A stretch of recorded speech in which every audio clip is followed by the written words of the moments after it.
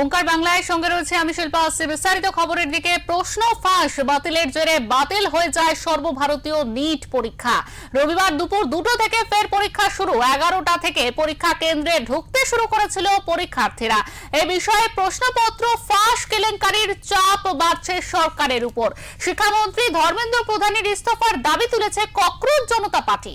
এই আবহে শান্তিনিকেতনে দাঁড়িয়ে প্রশ্নপত্র ফাঁস নিয়ে কড়া বার্তা দিলেন কেন্দ্রীয় শিক্ষা প্রতিমন্ত্রী সুকান্ত মজুমদার। তিনি বলেন, প্রশ্নপত্র ফাঁসের বিরুদ্ধে কেন্দ্রীয় সরকার জিরো টলারেন্স নীতি নিয়েছে। ভবিষ্যতে এমন ঘটনা রুখতে কড়া ব্যবস্থা নেওয়া হয়েছে। শিক্ষামন্ত্রক তো জানিয়েছেন মাননীয় মন্ত্রী যে নিট নিয়ে আমরা কোনো ধরনেরই গাফিলতি বা যে ধরনের যে লিকেজ হচ্ছে তার বিরুদ্ধে আমাদের সরকার জিরো টলারেন্সের নীতি নিয়ে কাজ করছে। যারা অপরাধী তাদের প্রত্যেকের শাস্তি হবে। আমরা সিবিআইকে তদন্ত দিয়ে দিয়েছি, সিবিআই তদন্ত করছে।